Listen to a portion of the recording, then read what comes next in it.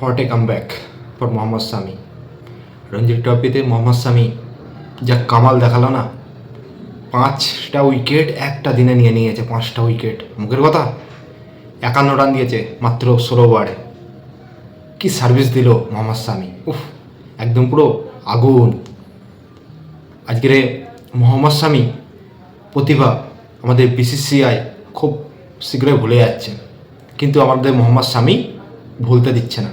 কারণ সে লায়ন যখন দেখে তার দলে তার গোষ্ঠীতে যখন তাকে পাত্তা দেয় না, তাকে ইগনোর করে, লায়ন তখন হুঙ্কার মারে। আর যখন একটা সিংহ যখন রেগে যায় না, তখন তার মতো ক্ষুধার্ত, বিশেষ করে ক্ষুধার্ত সিংহ, সে যখন রেগে যাবে তার মতো হিংস্র আর কেউ হয় না। তেমনি মোহাম্মদ শামি, সে এখনও দেখাতে পারে, তার বয়স 37 বছর বয়স, সে এখনও পর্যন্ত দেখাচ্ছে যে আমার মধ্যে সেই জোশ আছে। না হলে আপনারা বলেন সে এত ভালো পারফরমেন্স কীভাবে করবে আর কিভাবে টিমকে দেখাবে? মাত্র 16 ওভারে 51 রান দিয়েছে। আর কতটা সাকসেসফুল চায় অজিত আগারকার? শয়তানটা কী করছে? আমাদের মোহাম্মদ শামিকে বসিয়ে রাখছে, যে 2023 ওয়ার্ল্ড কাপের নায়ক। 2023 ওয়ার্ল্ড কাপে ইন্ডিয়া হয়তো অত দূর যেতে পারতো না যদি মোহাম্মদ শামিকে টিমে না আনতো। বেন স্টোকস যখন ব্যাটিং করছে, মোহাম্মদ শামির বলের সুইংগুলো শুধু দেখছে। সে এত সুন্দর সিমার বোলার, এত সুন্দর সিম বল করে যে বেন স্টোকস পর্যন্ত মুখ ছোট হয়ে গেছে যে কীভাবে খেলবো। তো যাই হোক বন্ধুরা, শামির পারফরমেন্সগুলো দেখেন শুধু রঞ্জি ট্রফিতে 9টা ইনিংস খেলে সে 27টা উইকেট নিয়েছে। মুখের কথা, বিজয় হাজারা ট্রফিতে 7খানা ইনিংস খেলেছে সে, 15খানা উইকেট। আবার দেখেন সৈয়দ মুস্তাক আলী ট্রফি, 7টা ইনিংস খেলে 16খানা উইকেট। তারপরে তার ইকোনমি দেখেন 9 এবং স্ট্রাইক রেট 10। আর কি চায় গৌতম গম্ভীর? আর কী দেখতে চায় অজিত আগারকার? আর কী দেখতে চায় অজিত আগারকার? আমার মনে হয় যে ও যা পারফরমেন্স করেছে ওর লাইফে, ওর থেকে মানে ভালো উইকেট টেকার বোলার হচ্ছে আমাদের মোহাম্মদ শামি। আর অজিত আগারকার পাক্কা শয়তান একদম। তো দেখেন বন্ধুরা, দিলীপ ট্রফি 2টো ইনিংস খেলেছে, সেখানে 1টা উইকেট আছে। আর 2025 যে IPL খেলেছে, 9টা ইনিংস খেলে তার 6খানা উইকেট আছে।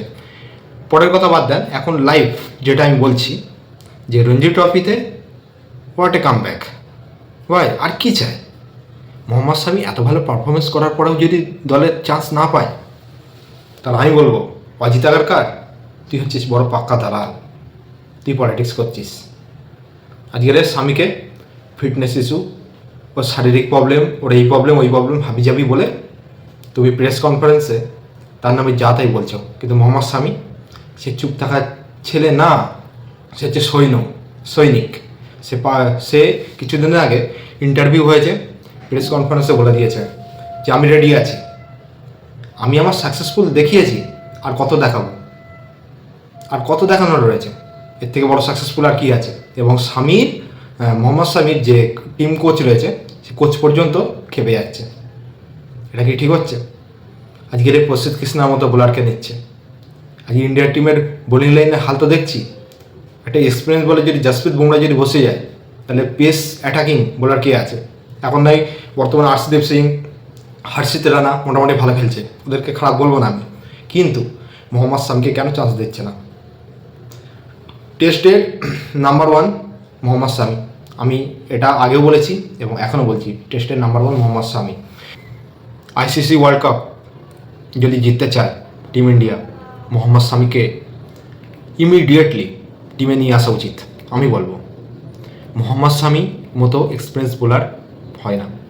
মোহাম্মদ শামির স্ট্রাইক রেটটা দেখেন এখন 10 স্ট্রাইক রেট, বোলারদের 10 স্ট্রাইক রেট মানে যাতাই ব্যাপার না। কিন্তু এই শামিকে বসিয়ে রাখা হয়েছে, পলিটিক্স ইস্যু হবে, সমস্ত কিছু হবে। সে মুসলমান, ছি গৌতম গম্ভীর ছি। তো বন্ধুরা, আপনারাই বলেন, শামিকে যে বসিয়ে রেখেছে এটাকে ঠিক করেছে? তার এত ভালো পারফরমেন্স থাকা সত্ত্বেও 5টা উইকেট, মুখের কথা।